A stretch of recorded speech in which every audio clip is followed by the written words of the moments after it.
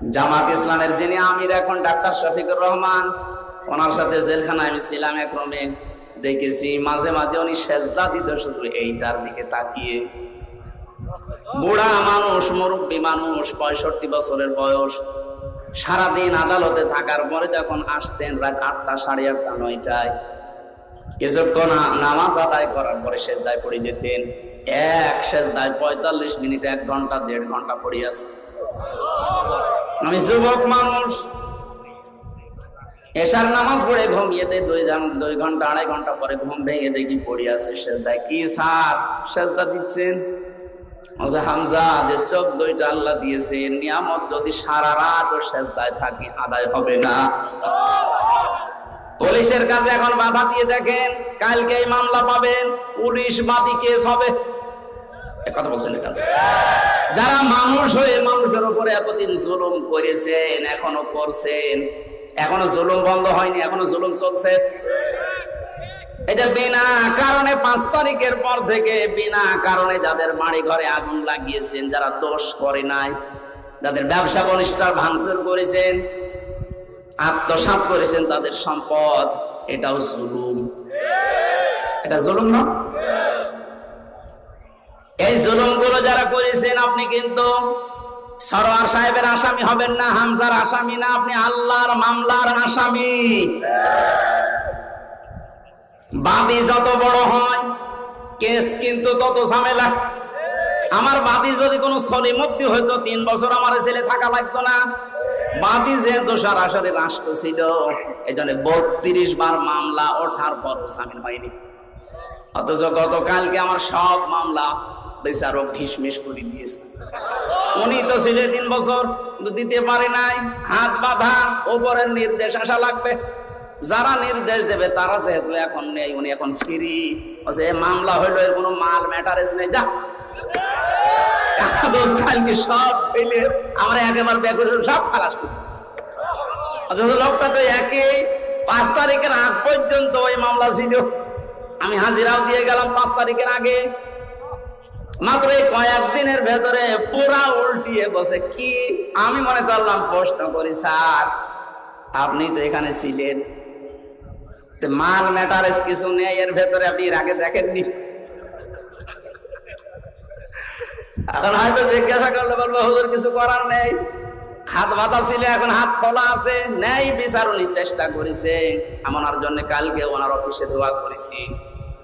জজ মজিবুর রহমান, যতটুকু শুনেছি আদালত পাড়ায়, যে উনি ন্যায় বিচার করার জন্য সাদাকে সাদা, কালোকে কালো, উনি 100 ভাগ চেষ্টা করতেন। এই কঠিন সময়ও আল্লাহ যেন ওনাকে মঞ্জিলে মকসুদে পৌঁছিয়ে দেন। ধরে বলেন আমিন।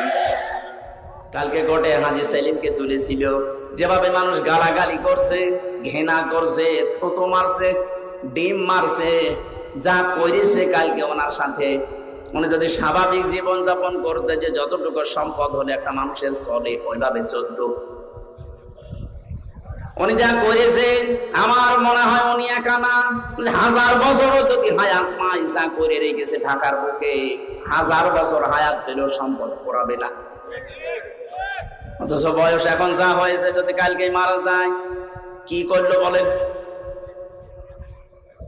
যে পুলিশগুলো আমার সাথে পেছনে পেছনে যাচ্ছিল, বলছো হুজুর আমাদের মতো বেতন পেয়ে হালাল রুজি উপার্জন করে যদি এই লোকটা এত সম্পদ কামাতে হতো, তো কিয়ামত হয়ে গেল, এ সম্পদের মালিক হওয়া সম্ভব ছিল না। আসলে বাস্তবতা এই, আপনি কি করে এত টাকার মালিক হন? আপনি বলেন তো, কি করে এত টাকার মালিক হওয়া যায়? 15 বছরে কত টাকা আছে আপনি নিজেই জানেন না। একটা দরবেশের দেখলাম 36,000 কোটি টাকা ঋণ। একটা দরবেশের যদি এই হয়, দরবেশ বাদ দিয়ে যারা আছে তাদের কি আছে? সম্পদ যা উপার্জন করছেন, বৈধটাকে খেয়াল করেন। একটা মানুষের চলতে কত টাকা লাগে। এটা কিছুক্ষণ আগে আমরা সবাই খাবার খেয়ে আসলাম, যে বাড়িতে হয়তো কম বেশি সবাই খেয়েছি পেট পুড়ে। এখন যদি কেউ রাজভোগ সামনে এনে দেয়, আমাদের যে এখন অবস্থা, 1 কেজি বলে যে 20,000 টাকা কি 2,000 টাকা কেজি এই মিষ্টির আপনি খান, আমার তো মনে হয় এখানে এখন আর কারো খাওয়া সম্ভব না। এই তো আমাদের জীবন। 2000 টাকা কেজি মিষ্টি পড়ে আছে, এখন আর খাওয়া সম্ভব না, কারণ আমার পেটে আর জায়গা নেই। কার জন্য আপনি কি করে যাচ্ছেন, কোন পথটা দিয়ে সম্পদ আসছে একটু হিসাবও করেন না। এই হিসাবটা নেই, এই জন্য আমরা বেপরা হয়ে চলছি। ইয়া হরফে নেতা, ইয়া মানে হে, সিন মানে সাজ্জেদ, বাংলা অর্থ হচ্ছে নেতা। এই শব্দটা শুনলে অনেকে রাজনীতি মনে করে, অনেকে দুনিয়ার সাথে মিলিয়ে দেয়। এটা আখিরাতের সাথে সম্পর্কিত, নয়তো আল্লাহ কোরআনে ইয়াসিন বলে ডাক দিতেন না। আমরা ইয়াসিন সূরার কথা শুনলে অনেকে মনে করি একবার পড়লে 10 খতম কোরআন শরীফ পড়ার সওয়াব হয়। হ্যাঁ, মাস্ট বি, হবে, কিন্তু এর ভেতরে 83টা শিক্ষা আছে, ওগুলো আপনার প্র্যাকটিক্যাল লাইফে থাকা লাগবে। আপনি একটাও মানেন না, শুধু পড়ে যাচ্ছে। আপনার সওয়াবের পরিবর্তে যেগুলো জানলেন ওর উপরে যদি আমল না থাকে আরো গুনাহ হবে। কথা বোঝাতে পেরেছি? সিন শব্দের 5টা অর্থ পেয়েছি তাফসিরে কাবীরে আল্লামা ফখরুদ্দিন রাজি রাহমাতুল্লাহ আলাইহি। তিনি বলেন সিন মানে সাইয়্যিদুল আলামিন, সিন মানে সাইয়্যিদুল বাশার, সিন মানে সাইয়্যিদুল কাওনাইন, সিন মানে সাইয়্যিদুল মুরসালিন, সিন মানে সাইয়্যিদুল আম্বিয়া। প্রতিটি শব্দের তিনি ব্যাখ্যা দিয়েছেন। প্রথম যে শব্দটা তিনি লিখলেন সিন মানে সাইয়্যিদুল আলামিন, আলমের বহুবচন আলামিন। শুধুমাত্র এই দুনিয়া না, এই জগৎটা না, এরকম বহু জগৎ আল্লাহ বানিয়েছেন। যেখানে আপনি বসবাস করেন না কেন, ইয়াতানাজ্জালুল আমরু বাইনাহুন্না, সূরা তালাকের ভেতরে আল্লাহ জানিয়েছেন প্রতিটি জায়গায় আল্লাহর বিধিবিধান নাযিল হচ্ছে। মঙ্গল গ্রহে যারা আছে তাদের জন্য আল্লাহর ওই রকম বিধান নাযিল করেছেন। চন্দ্র দেশে যারা আছে ওখানকার জন্য আল্লাহর ওই রকম বিধান আছে। পৃথিবীতে যেহেতু আমরা শুধু মানুষ বাস করি, এখানে আমাদের জন্য আল্লাহর আলাদা বিধান আছে। সাইয়্যিদুল আম্বিয়া দিয়ে মুফাসসির বলেন, কেউ যদি মনে করে আমি তো দুনিয়ায় বসবাস করি না, আমি চন্দ্র দেশে আছি, আমি মঙ্গল গ্রহে আছি, ওখানে বসবাস করব। শুনলাম নাকি অনেকে ওখানে জমি কিনা আরম্ভ করেছে।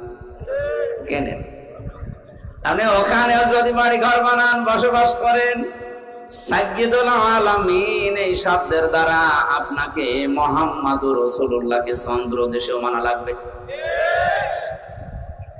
আপনি যদি মঙ্গল গ্রহে আছি, আপনার একমাত্র আদর্শ হওয়া লাগবে, নেতা হওয়া লাগবে মুহাম্মাদুর রাসূলুল্লাহ। এই শব্দটা বারবার বলছি কেন? কিয়ামতের ময়দানে আল্লাহ পাক যখন মানুষদেরকে বিচারের জন্য ডাকবেন, আমরা অনেকে দেশে উল্টা পাল্টা কথা শুনি যে কিয়ামতে এক একজন পীর সাহেব নাকি লক্ষ লক্ষ মুরিদ নিয়ে হাজির হবে। এটা বানানো কথা, এটা নিজেদের স্বার্থে বানিয়েছে। কিন্তু কোরআনের কথা, ওয়াকুল্লুহুম আতিহি ইয়াউমাল কিয়ামাতি ফারদা। সূরা মরিয়ম 16 নম্বর পারার 10 নম্বর পৃষ্ঠার 15 নম্বর লাইনের 95 নম্বর আয়াত। এটা ফি জিলালিল কোরআনে আছে। ব্যাখ্যা করে বলতে গেলে অনেক সময় লাগবে, আমি শুধু একটু ইঙ্গিত দেই। আল্লাহ বলেন কিয়ামতে প্রতিটি মানুষকে আমার সামনে আমি বিচার করার জন্য ডাক দেব, স্রেফ একা একা। কয়জন করে? শুধু এদিকে হাঁ করে তাকিয়ে থাকা না, এবার নিজের দিকে একটা মিলান তো। কিয়ামতে প্রতিটি মানুষকে আল্লাহ নিজের সামনে যখন দাঁড় করাবেন, আপনার আশেপাশে কেউ নেই, স্রেফ আপনি একা। ফাইদা নুফিখা ফিস সূরি ফালা আনসাবা বাইনাহুম ইয়াউমাইযিন ওয়ালা ইয়াতাসাআলুন। সূরা মুমিনুনের ভেতরে আল্লাহ জানিয়েছেন, সিংহায় ফৎকার দেওয়ার সঙ্গে সঙ্গে যত রকমের সম্পর্ক তোমার সাথে দুনিয়ার মানুষের ছিল, যত রকমের সম্পর্ক বলতে এখানে পারিবারিক সম্পর্ক আছে, রক্তের সম্পর্ক আছে, বিবাহের সম্পর্ক আছে, দলীয় সম্পর্ক আছে। এ কথা বুঝতেছেন? পৃথিবীর যত রকমের সম্পর্ক আপনার সাথে মানুষের ছিল সব কাট হয়ে যাবে। এমনকি কিয়ামতে কেউ কাউকে দেখলে পরিচয় দেওয়া দূরের কথা, আগে পালাবে। কোরআনে কারিমে আল্লাহ 7 প্রকার মানুষের নাম দিয়েছেন। ইয়াউমা ইয়াফিরুল মারউ মিন আখিহি ওয়া উম্মিহি ওয়া আবিহি ওয়া সাহিবাতিহি ওয়া বানিহি ইলা আখিরি আয়াত। আল্লাহ বলেন কিয়ামতে মানুষ দেখলেই সর্বপ্রথম পালাতে আরম্ভ করবে তার ভাইয়ের কাছ থেকে। প্রশ্ন আসতে পারে, পৃথিবীতে ভাইয়ের চাইতে আপনজন আছে মা, মায়ের নাম আল্লাহ কেন দিলেন না প্রথমে?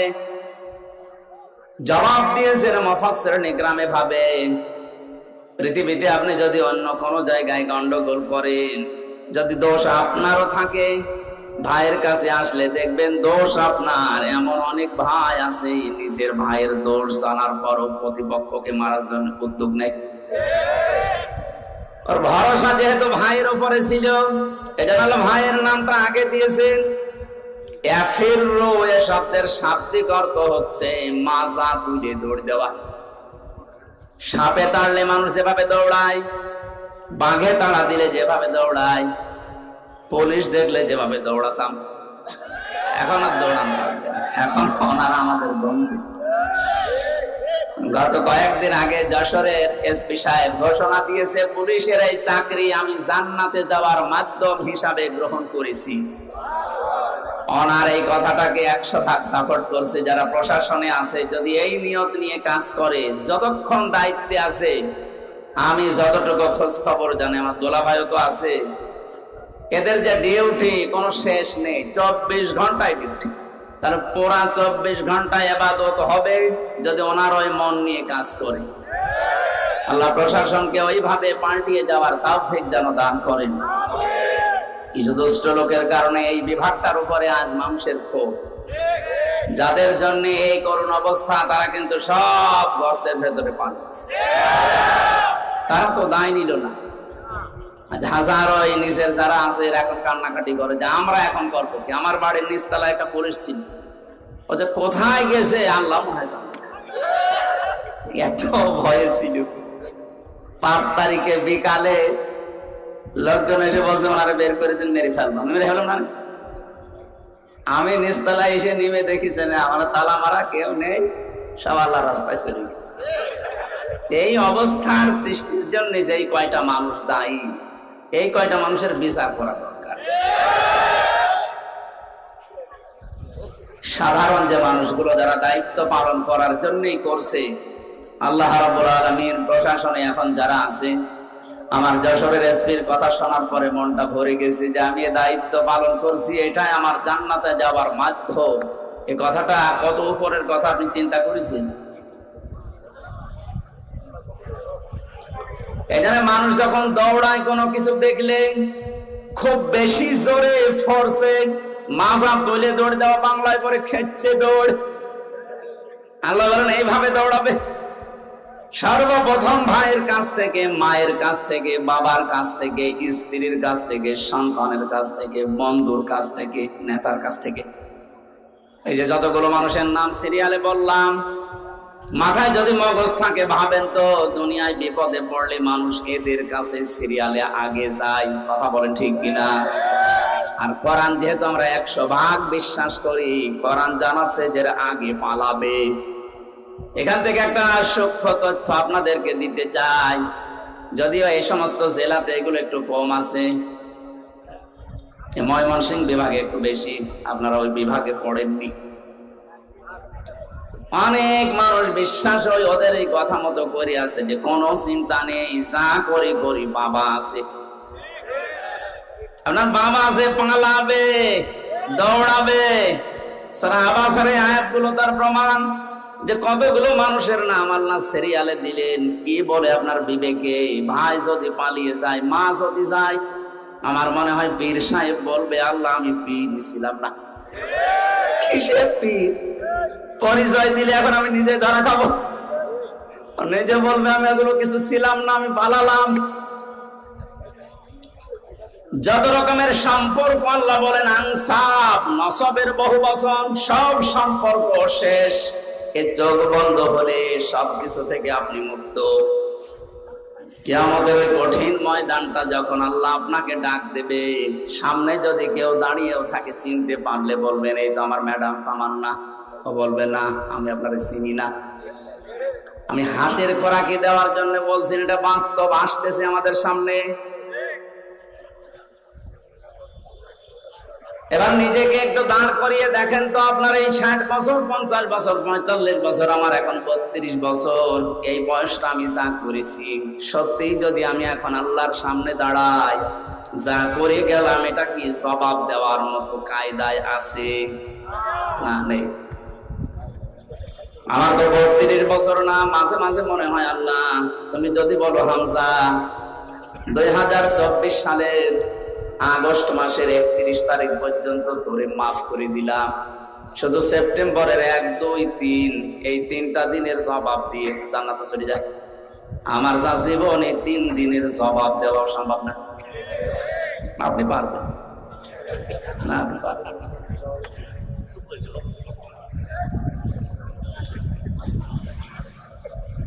কঠিন বাস্তবতা আমার সামনে। কাবা শরীফ তাওয়াফ করছিলাম, যখন 6ষ্ঠ চক্করে দেওয়ার সময় একটা দোয়া মনে আসতেছে, পড়ছিলাম আল্লাহ আল্লাহুম্মা ইন্নী আলাইয়া ওয়াকুম ফিমা বাইনি ওয়া বাইনিকা। কাবা সামনে নিয়ে বলা হচ্ছে, মাবুদ আমি তোমার গোলাম, তুমি আমার মালিক, তুমি আমাকে গোলাম হিসাবে সেই নেই থেকে শুরু করে হামজা বানিয়েছো। আমি কিন্তু উল্লেখ করার মতো কিছু ছিলাম না, একেবারে নেই থেকে শুরু করে আজ হামজা পর্যন্ত তুমি বানিয়েছো। হ্যাঁ, আমার মা বাবা শুধু বিছানায় ছিল, এতটুকু শেষ, বাকি কিছু করার ক্ষমতা তাদের নেই। বিজ্ঞান জানিয়েছে বাবার স্ফলিঙ্গ দিয়ে দ্রুত গতিতে পানিটা যখন বের হয়ে মায়ের রেহেমের ভেতরে যায়, 40টা দিনে মহান আল্লাহ এটাকে 4টা ভাগে ভাগ করেন। ফালিয়ানজুরিল ইনসানু মিম্মা খুলিকা মিম্মা দাফিকিন ইয়াখরুজু মিন বাইনিস সুলবি ওয়াত তারাইব। আলেম যারা আছেন একটু খেয়াল করেন তো, আল্লাহ বলেন মানুষকে নজর করে না তার জন্মের দিকে। আল্লাহ এমন একটা জায়গায় হাত দিয়েছেন, দুর্বল একটা জায়গা। মানুষকে যদি কেউ ঘায়েল করতে চায়, ছোট করতে চায়, মুখ বন্ধ করে দিতে চায়, সে যেন তার দুর্বল জায়গায় হাত দেয়। আল্লাহ দিয়েছেন এমন একটা জায়গায় হাত দিয়েছেন, আপনি উস বিষ করার মতো ক্ষমতা পাবেন না। কে নিয়ে এত লাফালাফি করো তুমি? তোমাকে বানিয়েছি কি দিয়ে? দেখো যে পানিটা বাবার শরীর থেকে বের হলেই বাবার শরীর পর্যন্ত নাপাক হয়ে যায়, যেখানে লাগে ওই জায়গাটাও নাপাক হয়ে যায়। কথা বলে না কেন? এটা দিয়ে তোমারে আমি বানালাম। এই যে সলবন এবং তারাইব দিয়েছেন আল্লাহ। আরবি ভাষায় সলবন এক বচন, তারাইব বহু বচন। বাবার লজ্জাস্থানকে সলবন বলা হয়, মায়ের লজ্জাস্থানকে তারাইব বলা হয়। বাবার ক্ষেত্রে আল্লাহ এক বচন দিলেন, মায়ের ক্ষেত্রে বহু বচন দিলেন কেন? এই আয়াতের ব্যাখ্যায় আমি দেখেছি মুফাসসির লিখেছেন, পৃথিবীর ময়দানে মায়ের চাইতে বাবার কষ্ট 3 ভাগ কম হয়। বাবা শুধু বিছানায় থাকা পর্যন্ত, এখান থেকে শুরু করে দুনিয়ার মুখ দেখানো যত দায়িত্ব পালন করেছে আপনার মা। কোরআনে কারীম জানাচ্ছে, হামালাতুহু উম্মুহু ওয়াহানান আলা ওয়াহনি ওয়া ফিসালুহু ফি আমাইনি আনিশকুর লিল্লাহ ইলা আখির আয়াত। কষ্টের পরে কষ্ট সহ্য করে মা তোমাকে পেটে বহন করেছিল 10 মাস 10 দিন। এরপরে ডেলিভারির যে কষ্টটা, বিজ্ঞান এই শব্দটা নিয়ে গবেষণা চালিয়ে দেখেছে। আমরা যত পুরুষ এখানে বসে আছি, যত শক্তিশালী পুরুষ হোক, মোহাম্মদ আলী গেলে নাম শোনেননি? এই লোকটা পর্যন্ত 45 ইউনিট কষ্ট যদি তাকে দেওয়া হয় মারা যাবে। এর বাইরে আর সহ্য করার ক্ষমতা পুরুষদের শরীরে আল্লাহ দেয়নি। বিজ্ঞান জানাচ্ছে একটা মা যখন সন্তান দুনিয়াতে মুখ দেখাতে ডেলিভারির কষ্টটা সহ্য করে, কমপক্ষে তার কষ্ট হয় 57 ইউনিট। একবারে শরীরের 24টা হাড় ভেঙে গেলে যেমন কষ্ট হয়, আমার এই মুখটা দুনিয়াতে দেখাতে মায়ের ওই কষ্ট হয়েছিল। শুধু এতটুকু শেষ করেননি, 2 বছর পর্যন্ত আমার মা আমাকে দুধ খাওয়িয়েছেন। এই 3টা বিষয়ের কারণে আল্লাহ পাক জন্মের ক্ষেত্রে যেখানে দিয়েছেন সেখানে বহু বছর মায়ের তারাকিব। পৃথিবীর মানুষরা এই যে আনিশকুর লিল্লাহ এই শব্দের ব্যাখ্যা করতে গিয়ে একটা আশ্চর্য বিষয় আমার কাছে এসেছে। আল্লাহ যেখানেই তার নিয়ামতের শুকরিয়া আদায় করো, শুকরিয়া আদায় করো এই কথা দিয়েছেন, কোরআনে দেখবেন ওই জায়গার পরে আল্লাহ মা বাবার শুকরিয়া আদায় করো এই শব্দটা লাগিয়েছেন। আব্দুল্লাহ ইবনে মাসউদ রাদিয়াল্লাহু তাআলা আনহু থেকে বর্ণিত একটা হাদিস পেয়েছি, আয়াতের ব্যাখ্যায় তাফসীরে হাক্কানিতে পাবেন। তিনি লিখেছেন, পৃথিবীতে কেউ যদি আল্লাহর নিয়ামত পাওয়ার পরে শুকরিয়া আদায় করে কিন্তু মা বাবার শুকরগুজারি করে না, ও যেন আল্লাহকেও মানে না। আজ এটা যদি আমাদের দেশে থাকতো তাহলে থানায় অন্তত মা বাবা নিয়ে সন্তানের দায়িত্ব কর্তব্য অবহেলা এরকম কোন মামলা অভিযোগ ওনাদের কাছে যেত না। আশা করছি একটা খুব ভালোভাবে চেষ্টা করবেন মানার। এটা গুরুত্বপূর্ণ এত বেশি, কিয়ামতে একটা প্রাচীর আল্লাহ বানিয়ে রাখবেন। এই যে প্রাচীর দেওয়া আছে, এখানে আল্লাহ কিছু মানুষকে দাঁড় করাবেন, ওই যে যারা দাঁড়িয়ে আছে মনে করেন ওইভাবে দাঁড়িয়ে থাকবে। ওইদিকে জান্নাত, এইদিকে জাহান্নাম, ওদেরকে আল্লাহ জান্নাতে দেবে না। নবীজি বললেন ওদেরকে আল্লাহ জান্নাতে না দিয়ে দাঁড় করিয়ে রাখবে আরাফ নামক এই প্রাচীরের উপরে, জান্নাত জাহান্নামের মাঝে। সাহাবীরা বলে, হুজুর জান্নাতে দেবে না কেন? বলে মানুষগুলো দুনিয়াতে ইবাদত বন্দেগী করেছিল কিন্তু মা বাবার হক আদায় করেনি, এই জন্য জান্নাতে দিচ্ছে না। জাহান্নামে দিচ্ছে না কেন? বিশ্ব নবী বলেন জাহান্নামে দেয় না আল্লাহ এই কারণে, এই মানুষগুলো পৃথিবীর ময়দানে আর যাই করুক না কেন দিন কায়েম করা লাগবে, এই চেষ্টা সাধনায় লিপ্ত থাকতো। সূরা সাফের 10 নম্বর আয়াতের তাফসীরে আছে, পৃথিবীতে যারা আল্লাহর দিন কায়েম করা লাগবে এই টেন্ডেন্সি নিয়ে চলে, কায়েম যদি হয় ভালো, না হলে অসুবিধা নেই, কিন্তু এই চেষ্টা করার কারণে আল্লাহ একামতে দিন কায়েম করা এটা ফরজ, এই কারণে আল্লাহ তাদেরকে জাহান্নামে দেবে না। জাহান্নামে না দিলেও তো জান্নাতে দিচ্ছি না যাদের কারণে, যে বিষয়টা যদিও ছোট মনে হচ্ছে এটা কিন্তু অনেক বড় বিষয় আমাদের জন্য।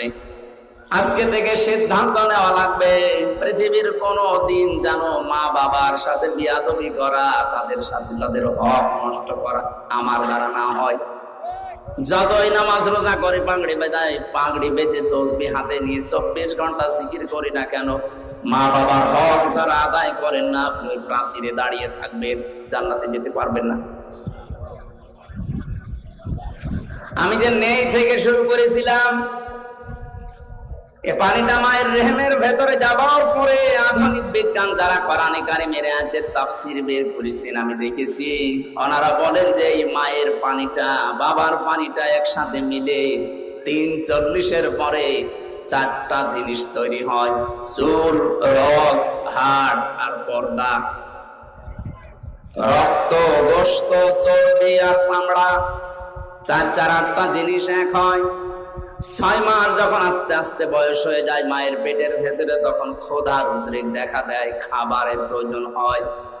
আল্লাহ পাক বলেন আমি যে রব নামটা নিয়েছি এই জন্যে তোমাকে আমি 5টা জিনিস দান করি, ওয়াজআলা লাকুমুস সামআ ওয়াল আবসারা ওয়াল আফইদা ইলা আখির আয়াত।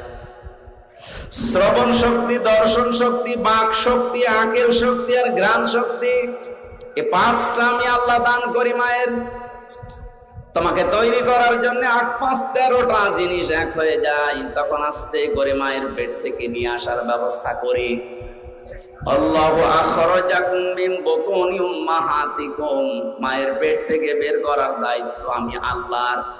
এখন অধিকাংশ মেয়েরা এই দায়িত্বটা দিয়েছে ডাক্তারকে। এই স্টেজে যারা বসে আছে তাকান তো, এদের একটার মাকেও সিজার করা লিখেছে। আমি সহজে কয়টা আছে তাকান, একটার মাকেও তো সিজার করা লাগলো না। আর এখন যারা আছে 100টার প্রায় 80টা সিজার ছাড়া হচ্ছে না। কারণ এই লোকটার মায়ের বিশ্বাস ছিল আল্লাহর উপরে যে পরিমাণ, এখন এদের বিশ্বাস, ওই বিশ্বাসটা দাঁড়িয়েছে ডাক্তারের উপরে। সন্তান পেটে আসতে দেরি, স্বামীকে বারবার নিয়ে চলো কোথায়, ক্লিনিকে। কেন? দেখা লাগবে পেটে জন্ডিস না লেডিস। 10 মাস 10 দিনে মনে হয় 4-5 বার করে আল্ট্রাসাউন্ড করে। বিশ্বাসটা আল্লাহর উপরে একেবারে ছেড়ে দিয়ে পরে ওর মাও করে, বাবাও করে। এমনও শাশুড়ি আছে বলে, না আমার মেয়ে, আমার জাদু কষ্ট হবে, সময় হওয়ার আগে নিয়ে চলো। আল্লাহ বলেন ঠিক আছে যা। সে বীর্য থেকে শুরু করে এ পর্যন্ত নিয়ে আসলাম, এখন আমি বের করার রাস্তা তৈরি করে পায়ের বোনা চাপড়ে দিয়ে দিলাম। সম্মানিতা শাশুড়ি যারা আছেন, আমি যেহেতু নিজে বক্তব্য, এটা আবার রেকর্ড হচ্ছে না তো সমস্যায় পড়াবে না, সত্য যেহেতু বলছি। শাশুড়ি যারা আছেন এত চাপ দিয়েন না। আপনার মেয়ের ওই সন্তানটা তৈরি করা যদি সেই বীর্য থেকে শুরু করে পর্যন্ত আল্লাহ সব পারে, যে 13টা জিনিস কেউ তো দেয়নি, আল্লাহ নিজে দিয়েছেন। আল্লাহ নিজেই ঘোষণা দিচ্ছেন, আমি নিজে বের করে আনার দায়িত্ব নিলাম। অথচ স্বামীও অনেকে চায় যে আমার স্ত্রীর সন্তানটা নরমালে হোক, শুধু শাশুড়ির কারণে অনেকে পারে না। আমি বেশি বলে ফেললাম। শাশুড়ি যারা আছে, আমার মনে হয় আগামী বছর আমার নাম শুনলে বলতে যে হুজুর মরুক না। আপনি সিজার করে আপনার মেয়েটাকে সংসার করার অনুপযোগী করে দিয়েছেন, আপনি হয়তো টের পাচ্ছেন না, বাস্তবতা বোঝে। কিছুদিন পরে আপনার এই জামাই, যখন মেয়ের জামাই অন্য জায়গায় একটু উকি ঝুঁকি মারবে, লাইন করবে, তখন আপনি বড় দোয়া দেবেন, আপনি তো নষ্ট করে দিয়েছেন।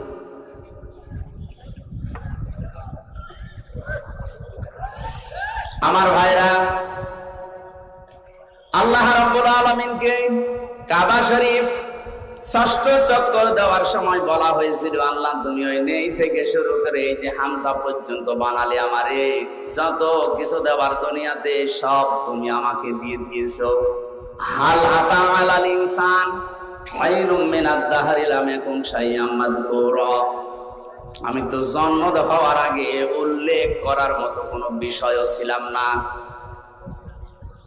তুমি আমাকে যা যা দেওয়ার সব তোমার রব নামের খাতিরে আমাকে দিবে। 5টা বিষয় আল্লাহ যে আলাদা ভাবে আপনাকে দিয়েছেন, একটু কোনোদিন ভেবেছেন? ওটা কিন্তু দুনিয়ার কেউ দেয় না। শ্রবণ শক্তি, দর্শন শক্তি, বাক শক্তি, আঁকেল শক্তি আর ঘ্রাণ শক্তি। মাঝে মাঝে একা থাকলে ভাবি, আল্লাহ যদি তুমি আমাকে একটাও কম দিতে, হামজা হয়ে দুনিয়ায় আসতাম ঠিক। যদি দর্শন শক্তি না দিতে, মানুষ আমাকে কানা বলতো। কথা বলছেন না কেন? কুমিল্লা একবার খাবার খাচ্ছিলাম মাহফিলে, বাম পাশে এক অন্ধ, হঠাৎ বিদ্যুৎ চলে গেল। আমরা যারা সকলা মানুষ আছি চিল্লা পাল্লা করছি, কই তাড়াতাড়ি জানাটা চালু, কারণ আলোর ব্যবস্থা করেন। অন্ধ আমার হাত চেপে ধরে বলছে, হুজুর চিল্লাচ্ছেন, মাত্র কয়েক মিনিট কারেন্ট চলে গেছে, আপনারা চিল্লান। অথচ 42 বছর আমার জীবনে কোনো কারেন্ট নেই। 42টা বছর হয়ে গেল দুনিয়ায়, আমার কারেন্ট কি এটা আমি জানি না। ওই দিন অন্ধ আর একটা কথা জানিয়েছিল, যে সকলা মানুষ যারা, ওরা তো এমনিতেই দেখে, ঘুমিয়ে থাকলে স্বপ্নেও দেখে, কিন্তু আমরা অন্ধ যারা ঘুমিয়ে থাকলে স্বপ্নেও কিছু দেখি না, শুধু একটা আওয়াজ শুনি। আপনি ওর জায়গায় নিজেকে দাঁড় করিয়ে বলেন তো, আপনি কি পেয়েছেন? জীবনে কিছুই যদি না পেয়ে থাকেন, শুধু চোখ দুইটার কারণে একটু সেজদা দেওয়া যায়। কথা বলে না কেন? জামাত ইসলামের যিনি আমির এখন, ডাক্তার শফিকুর রহমান, ওনার সাথে জেলখানায় আমি ছিলাম, এক রুমে দেখেছি মাঝে মাঝে উনি সেজদা দিত শুধু এইটার দিকে তাকিয়ে। বুড়া মানুষ, মুরব্বী মানুষ, 65 বছরের বয়স, সারাদিন আদালতে থাকার পরে যখন আসতেন রাত 8টা, 8:30, 9টায়, কিছুক্ষণ নামাজ আদায় করার পরে সেজদায় পড়ে যেতেন। এক সেজদায় 45 মিনিট, 1 ঘন্টা, 1.5 ঘন্টা পড়ে আছে। আমি যুবক মানুষ, এশার নামাজ পড়ে ঘুমিয়ে দেয়, 2 ঘন্টা 2.5 ঘন্টা পরে ঘুম ভেঙে দেখি পড়ে আছে সেজদায়। কি স্যার সেজদা দিচ্ছেন?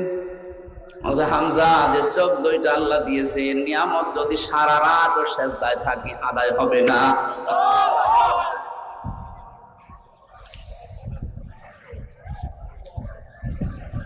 এখানে নিজেকে 5টা জিনিসের সামনে মাঝে মাঝে একটু দাঁড় করায়। আল্লাহ পাক যে নিজের দায়িত্ব নিয়ে আমাকে দিলেন, একটাও যদি কম দিতেন, আপনি নিজের দিকে ভাবিয়ে বলেন, উনি আস্টিয়ন হয়ে ওসি হয়ে বসে আছে, অন্ধ হলে দায়িত্ব দিত সরকার। বলেন, যদি শ্রবণ শক্তি না দিত, মানুষ কালা বলে ডাকতো আমাদের। এখানে কাবা ঘর তাওয়াফ করার সময় 6ষ্ঠ চক্কর, এটা আল্লাহকে বলা হচ্ছে, মাবুদ আমাকে তুমি নেই থেকে পর্যন্ত সব দিবে, কিন্তু তুমি তো আমার মালিক, তুমি তো কিছু পাও আমার কাছে বান্দা হিসাবে, আমি গোলাম হিসাবে তোমারে কিচ্ছু দিতে পারি নাই। তবে একটা জিনিস আমার কাছে আছে, আমি তোমার বান্দা, তোমার নাম যে গফফার, এই কারণে তুমি আমারে মাফ করে দাও। কিয়ামতের ময়দানে এই জন্য আল্লাহ যেহেতু প্রথমে আপনাকে স্রেফ একা ডাকবেন, আমি তো 2-3 দিনের হিসাবে মিলাতে পারলাম না, কেউ পারবেন না, এই জন্য আপনি দাঁড়াবেন। কিয়ামতের বিচার ব্যবস্থায় যে 3টা সিস্টেম চালু হবে, আল্লাহ যদি কারো জন্য ন্যায় বিচার করে, কেউ জান্নাত পাবে না। প্রশ্ন আসতে পারে, ন্যায় বিচার যদি না হয় তাহলে কি অবিচার হবে না? আল্লাহর বিচারে কোনো অবিচার নেই। কি কথা বলেন না কেন? আল্লাহর বিচারের সিস্টেমে কোনো অবিচার, বলেন বলেন। ন্যায় বিচার করলে আমরা কেউ আল্লাহর বানানো জান্নাতে যেতে পারবো না। তাহলে যাবো কি করে? একটা উপায় আছে, আল্লাহ যদি মাফ করে দেয় তাহলে। যেহেতু আপনাকে একা ডাকবে, নিজের সামনে দাঁড় করিয়ে, মাতাজালু কদামা বানি আদম আব্দি ইয়াউমাল কিয়ামাতি হাত্তা ইসআলান খামসিন আন উমরিহি ফিমা আফনা ওয়া আন শাবাবিহি ফিমা আবলা ওয়া আন মালিহি মিন আইনা ইকতাসাবাহু ওয়া ফিমা আনফাকাহু ওয়া আন ইলমিহি মাযা আমিলা ফিহি। মুত্তাফাকুন আলাইহি। কিশোরগঞ্জবাসী, আমি আমার ইমান থেকে কথা বলছি, নিজের দিকে মিলানি হাদিসটা। নবীজি বলেন, প্রতিটি মানুষকে আল্লাহ নিজের সামনে একা একা দাঁড় করিয়ে 5টা জিনিস জিজ্ঞাসা করবে। 1 নম্বরে বলবে, তোরে আমি একটা হায়াত দিয়েছিলাম 60, 70, 80 বছরের, কি করে কাটালি বলতো? আপনি ভাবেন তো যে বয়সে আসেন, এখনই যদি আল্লাহর সামনে প্রথম প্রশ্নের জবাব আপনি কি এখনো জোগাড় করতে পেরেছেন? না, পারি নাই আমরা। 2 নম্বরে জিজ্ঞাসা করবে, ওয়ান শাবাবিহি ফিমা আবলা, একটা যৌবন দিয়েছিলাম, যৌবনটা কি করে কাটালি বল। আমাদের যৌবন যেভাবে কাটছে, আমি তো দেখতে পাচ্ছি কোরআনের চোখ লাগিয়ে যে আমরা অধিকাংশ মানুষ দাঁড়িয়ে থাকবো, স্রেফ কিছুই বলার ক্ষমতা আমাদের থাকবে না। 3 নম্বরে বলা হবে, কিভাবে সম্পদ উপার্জন করেছিল বল। কালকে কোর্টে হাজী সেলিমকে তুলেছিল, যেভাবে মানুষ গালাগালি করছে, ঘৃণা করছে, থুতু মারছে, ডিম মারছে, যা করেছে কালকে ওনার সাথে, উনি যদি স্বাভাবিক জীবন যাপন করতে, যে যতটুকু সম্পদ হলে একটা মানুষের চলে ওইভাবে চলত, উনি যা করেছে, আমার মনে হয় উনি একা না, 1000 বছরও যদি হায়াত পায়, যা করে রেখেছে ঢাকার বুকে, 1000 বছর হায়াত পেলেও সম্পদ করাবে না। অথচ বয়স এখন যা হয়েছে, যদি কালকে মারা যায়, কি করলো বলেন? যে পুলিশগুলো আমার সাথে পেছনে পেছনে যাচ্ছিল, বলছো হুজুর আমাদের মতো বেতন পেয়ে হালাল রুজি উপার্জন করে যদি এই লোকটা এত সম্পদ কামাতে হতো, তো কিয়ামত হয়ে গেল, এ সম্পদের মালিক হওয়া সম্ভব ছিল না। আসলে বাস্তবতা এই, আপনি কি করে এত টাকার মালিক হন? আপনি বলেন তো, কি করে এত টাকার মালিক হওয়া যায়? 15 বছরে কত টাকা আছে আপনি নিজেই জানেন না। একটা দরবেশের দেখলাম 36,000 কোটি টাকা ঋণ। একটা দরবেশের যদি এই হয়, দরবেশ বাদ দিয়ে যারা আছে তাদের কি আছে? সম্পদ যা উপার্জন করছেন, বৈধটাকে খেয়াল করেন। একটা মানুষের চলতে কত টাকা লাগে। এটা কিছুক্ষণ আগে আমরা সবাই খাবার খেয়ে আসলাম যে বাড়িতে, হয়তো কম বেশি সবাই খেয়েছি পেট পুরে। এখন যদি কেউ রাজভোগ সামনে এনে দেয়, আমাদের যে এখন অবস্থা, 1 কেজি বলে যে 20,000 টাকা কি 2,000 টাকা কেজি এই মিষ্টির আপনি খান, আমার তো মনে হয় এখানে এখন আর কারো খাওয়া সম্ভব না। এই তো আমাদের জীবন, 2,000 টাকা কেজি মিষ্টি পড়ে আছে, এখন আর খাওয়া সম্ভব না, কারণ আমার পেটে আর জায়গা নেই। কার জন্য আপনি কি করে যাচ্ছেন, কোন পথটা দিয়ে সম্পদ আসছে একটু হিসাবও করেন না। এই হিসাবটা নেই, এই জন্য আমরা বেপরোয়া হয়ে চলছি। এটা যত বেশি মানুষের ভেতরে টেন্ডেন্সি তৈরি হবে, না সম্পদ আমার কিভাবে আসে কিভাবে যায়, এইটা যদি হিসাব করে চলে, এই দেশে দুর্নীতি মুক্ত হতে 41 সাল লাগবে না, 41 ঘন্টায় এই সেন্স শুরু দরকার। খলিফাতুল মুসলিমিন হযরত আবু বকর আমিরুল মুমিনিন, তিনিও তো আমাদের এদেশে যারা দায়িত্বে আছে এরকম রাষ্ট্রপ্রধান ছিলেন। তার স্ত্রী উম্মে রোমান একদিন এসে বলে, স্বামী বড় ছেলে আব্দুল্লাহ ও পায়েস খেতে চায়, আপনি দয়া করে রাষ্ট্রের যিনি খাজানচির দায়িত্বে আছে, অর্থমন্ত্রী বায়তুল মালে, তারে বলেন আগামী মাসের বেতন যেন আমাদের আগেই দিয়ে দেয়। অনেকে অর্থমন্ত্রীর কাছে বললেন আগামী মাসের বেতনটা একটু দিয়ে দেন। মন্ত্রীও বানিয়েছিল ওই রকম, ডাক দিয়ে বলে, খলিফা আপনি আগামী মাস পর্যন্ত বেতন চান, আগামী 1 মাস বেঁচে থাকবেন, ওইটা একটু লিখে দেন। অনেক বছর ঠিক আছে, আমার বেতন লাগবে না। বাড়িতে যে স্ত্রীকে শুনিয়েছে যে এটা বলেছিলাম, আমাকেই শুনিয়েছে। স্ত্রীরা আমাদের বড় মদের উল্টা পাল্টা না, স্ত্রী ওই রকম 15 দিন পরে কথাবার্তা আর কিছু বলে না, ঠিক আছে আর চাহিদা নেই। 15 দিন পরে ঠিক উনি খাবারটা তৈরি করেছে, সামনে দেওয়ার পর বলছে কোথায় পেলে? স্ত্রী বলছে, স্বামী আপনি ভুল বুঝবেন না, আপনাকে আমি বলেছিলাম আপনি পারেননি, অপারগতা দেখিয়েছেন, আমি চিনি, জেনে শুনে একটা কাজ করেছিলাম। ওই দিন থেকে এই 15 দিনে প্রতিদিন 1 মুঠ করে চাল গম আটা যাই বলেন তুলে রাখতাম। এই 15 দিনে প্রায় 2 কেজি বেশি হয়ে গেছে। এইটা বিক্রি করে আজ আমি সন্তানের চাহিদা পূরণ করতে এটা বানিয়েছি, এটা হারাম কোনো কিছু মিশ্রিত নেই। হযরত আবু বকর বললেন, সন্তান তাড়াতাড়ি খেয়ে নাও। খাবার শেষ করে চলে গেলেন অর্থমন্ত্রীর কাছে। বায়তুল মালে গিয়ে বলে, খাজানচি আগামী মাস থেকে আমার যে বেতন আছে 12,000 টাকা, 2,000 করে কম দিও। কারণ আমি যা হিসাব করে দেখলাম যে আমার 10,000 টাকা হলেও সংসার চলে, 2,000 টাকা রাষ্ট্রের কাছে কাছে লাগাও। আজ দায়িত্বে আছে 1628 জন মানুষ, এখানে 2 জন আছে। এই 1628 জন মানুষকে আমরা যদি এইভাবে তৈরি করতে পারি, আল্লাহর কসম এই দুনিয়ার এই বাংলাদেশটাই খলিফাতুল মুসলিমিন আবু বকরের যুগের মতো হয়ে যাবে। আমরা চাই আল্লাহ এনাদেরকে ওইভাবে যেন তৈরি করেন, আখিরাতের ভয় জাহান্নামের ভয় অন্তরের ভেতরে 100 ভাগ পয়দা করে দিক। 5 নম্বরে আল্লাহ জিজ্ঞাসা করবে, ওই ওয়ানি ইলমিহি মাযা আমিলা ফি, যতটুকু জানতি তার কতটুকু মানতি এটা বল। এইটা বড় কঠিন প্রশ্ন। এখানে কে জানে না ঘুষ খাওয়া নিষেধ, কে জানে না সুদ খাওয়া নিষেধ, মানুষের উপরে জুলুম করা নিষেধ, কে জানে না? এই যে জানার পরেও আপনি মানেন নাই, জানার পরে যারা মানে না ওরা আল্লাহর কাছে জালেম। কি আপনি না জেনে ভুল করেছেন, ওটা আল্লাহ মাফ করে দিতে পারে, কিন্তু জানার পরেও কেউ যদি না মানে ও কিন্তু আল্লাহর দরবারে জালেম। জালেমের যতগুলো আয়াত আল্লাহ কোরআনে দিয়েছে, আমার কাছে ভয়ঙ্কর মনে হয় সূরা শূরার 42 নম্বর আয়াতটা, ইন্নামাস সাবিলু আলাল্লাযীনা ইয়াযলিমুনান নাস ইলা আখিরি আয়াত।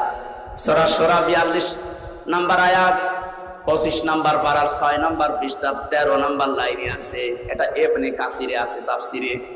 আল্লাহ পাক বলেন, আমি নিজে কেস করব, মামলা দেব তাদের বিরুদ্ধে যারা মানুষ হয়ে মানুষের উপরে জুলুম করে। আয়াতটা পড়ার পরে আমার মনে হয় বাংলাদেশে আমরা হাজারো মানুষ আল্লাহর মামলার আসামি। পুলিশের কাছে এখন বাধা দিয়ে দেখেন, কালকে এই মামলা পাবেন, পুলিশ বাদী কেস হবে। কথা বলছেন যারা মানুষ হয়ে মানুষের উপরে এতদিন জুলুম করেছেন, এখনো করছেন, এখনো জুলুম বন্ধ হয়নি, এখনো জুলুম চলছে। এটা বিনা কারণে 5 তারিখের পর থেকে বিনা কারণে যাদের বাড়ি ঘরে আগুন লাগিয়েছেন, যারা দোষ করে নাই, যাদের ব্যবসা প্রতিষ্ঠান ভাঙচুর করেছেন, আত্মসাৎ করেছেন তাদের সম্পদ, এটাও জুলুম। এটা জুলুম না? এই জুলুম গুলো যারা করেছেন আপনি কিন্তু সরোয়ার সাহেবের আসামি হবেন না, হামজার আসামি না, আপনি আল্লাহর মামলার আসামি। বাদী যত বড় হয় কেস কিন্তু তত ঝামেলা। আমার বাদী যদি কোনো সলিমুক্তি হইতো 3 বছর আমার ছেলে থাকা লাগতো না। বাদী যেহেতু সরাসরি রাষ্ট্র ছিল, এই জন্য 32 বার মামলা ওঠার পর জামিন হয়নি। অথচ গতকালকে আমার সব মামলা বিচারক ঢিসমিস করে দিয়েছে। উনি তো ছিলেন 3 বছর, কিন্তু দিতে পারে নাই, হাত বাঁধা, ওপরের নির্দেশ আসা লাগবে। যারা নির্দেশ দেবে তারা যেহেতু এখন নেই, উনি এখন ফ্রি। মামলা হইলো, এর কোনো মাল ম্যাটারেজ নেই, যা কালকে সব ফেলে আমরা একেবারে বেকুল সব খালাস করে দিচ্ছি। লোকটা তো একই 5 তারিখের আগ পর্যন্ত ওই মামলা ছিল। আমি হাজিরাও দিয়ে গেলাম 5 তারিখের আগে। মাত্র এই কয়েকদিনের ভেতরে পুরা উল্টিয়ে বসে। কি আমি মনে করলাম, প্রশ্ন করি, স্যার আপনি তো এখানে ছিলেন, মাল ম্যাটারেজ কিছু নেই এর ভেতরে, আপনি এর আগে দেখেননি? এখন হয়তো জিজ্ঞাসা করলে বলবো হুজুর কিছু করার নেই, হাত বাঁধা ছিল, এখন হাত খোলা আছে। নেই বিচার উনি চেষ্টা করেছে। আমার জন্য কালকে ওনার অফিসে দোয়া করেছি। জজ মজিবুর রহমান যতটুকু শুনেছি আদালত পড়ায় যে উনি ন্যায় বিচার করার জন্য সাদাকে সাদো, কালোকে কালো, উনি 100 ভাগ চেষ্টা করতেন। এই কঠিন সময়ও আল্লাহ যেন ওনাকে মঞ্জিলে মকসুদে পৌঁছিয়ে দেন। ধরে বলেন আমিন। যতটুকু আমরা জানছি ততটুকু মানছি না। এই যে এলেমের প্রশ্ন করা হবে, এলেম মানে মাওলানা হওয়া লাগবে আমার মতো না, হাফেজ হওয়া লাগবে না। যে যতটুকু জানেন ওই জ্ঞান অনুযায়ী, বিবেক অনুযায়ী যদি কেউ কাজ না করেন, সে জাহান্নামে সাঈর নামক একটা দরজা আছে, সেখানে আল্লাহ তাকে প্রবেশ করাবে। ওয়াকালু লাউ কুন্না নাসমাউ আও নাকিলু মা কুন্না ফি আসহাবিস সাঈর। সূরা মুলকের 10 নম্বর আয়াত।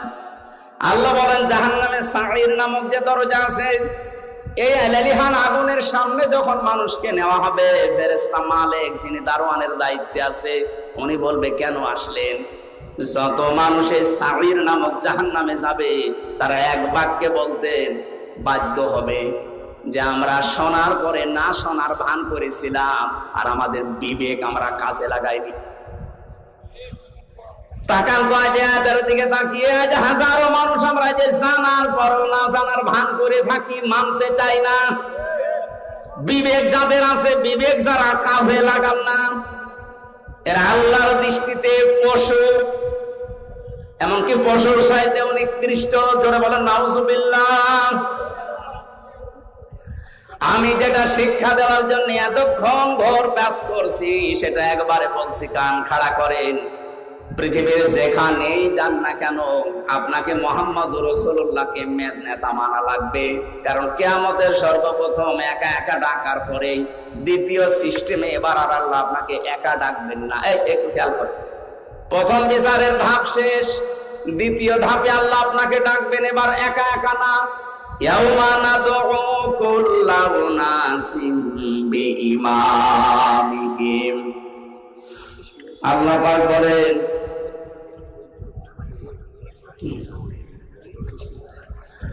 আল্লাহ পাক বলেন সূরা এটা বনি ইসরাইলের 72 নম্বর আয়াতের প্রথম অংশে আছে, কিয়ামতে এবার সিস্টেমে আমি ডাকবো মানুষকে তার নেতার সাথে, ইমামের সাথে।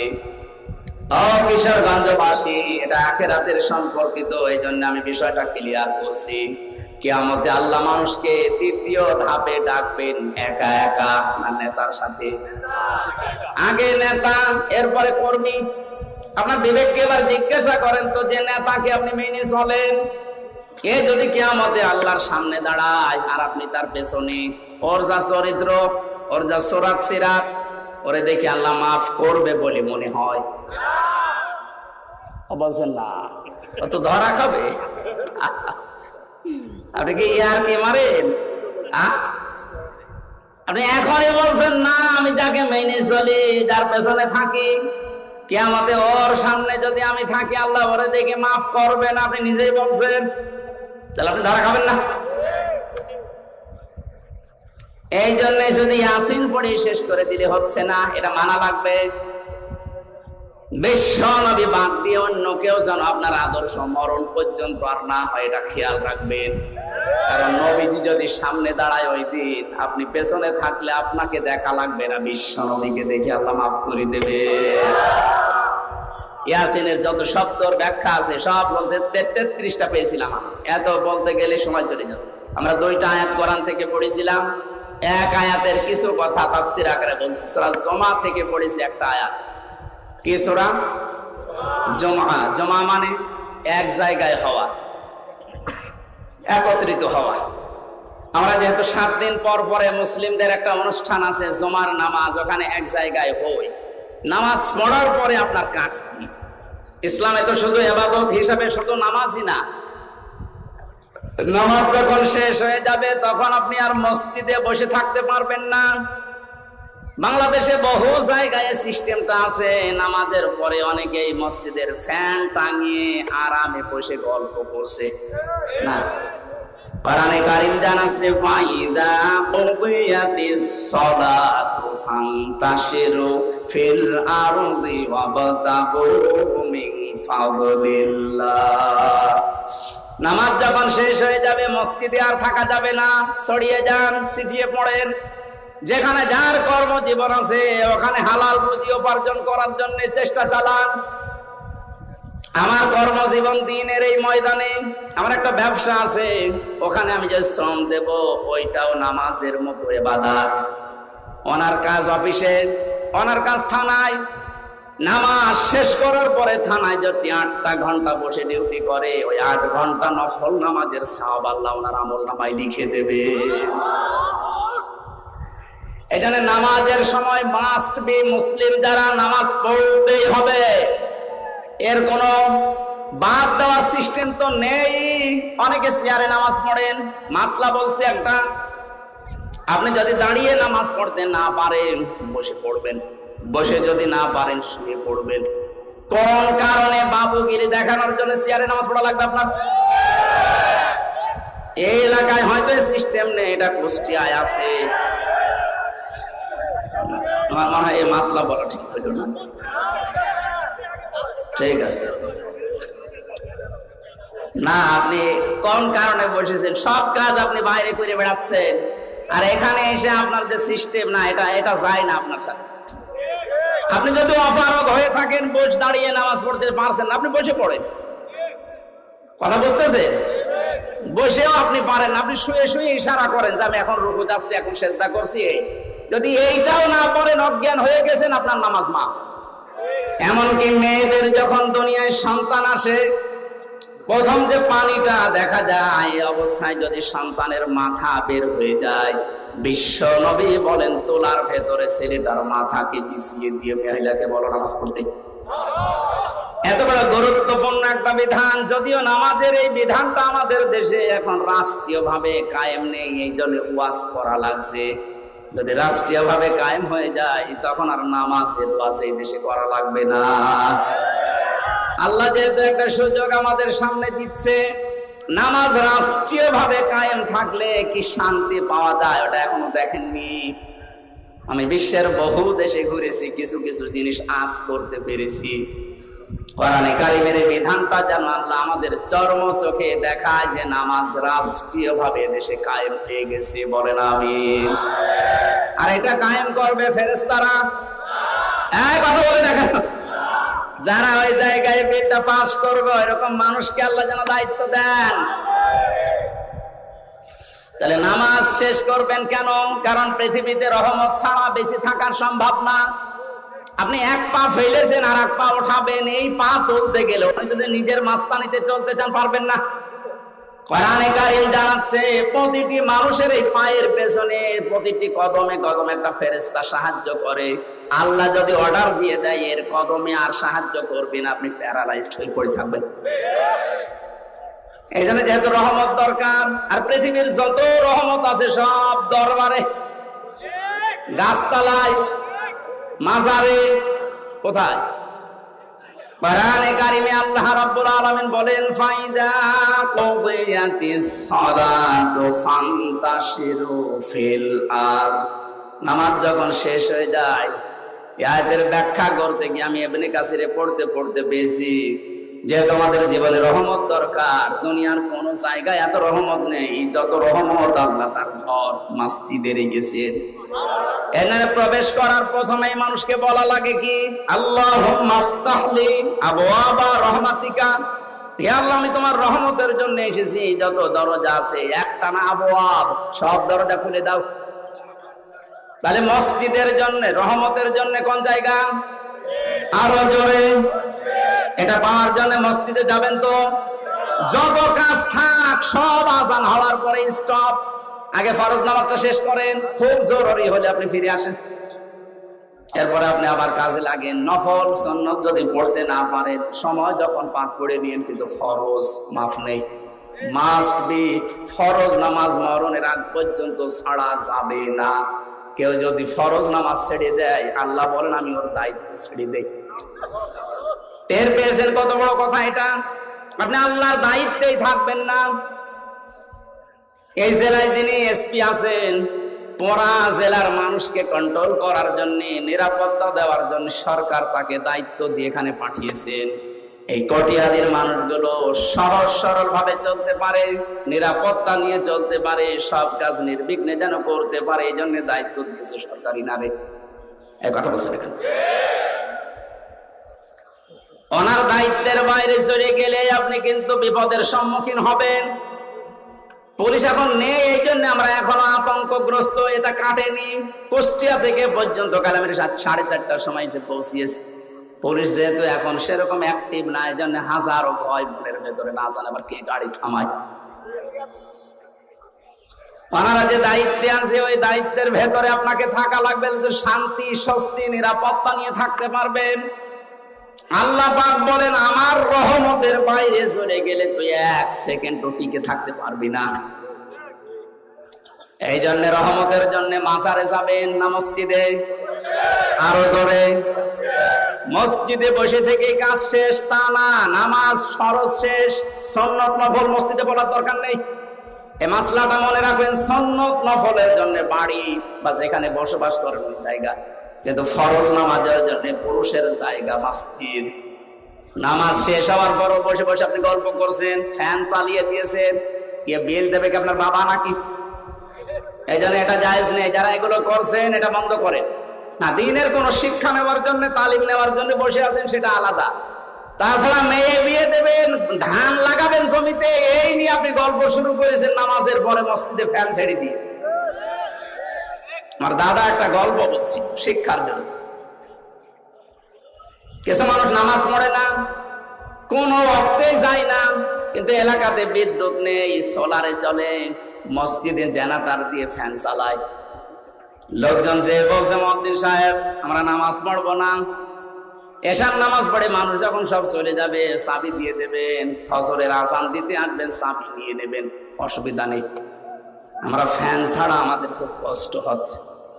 মুয়াজ্জিন বলছে এমনি এমনি দেব, ঠিক আছে, মাসে আপনাকে গোপনে আমরা 4 জন মিলে 2000 টাকা দেব, ঠিক আছে।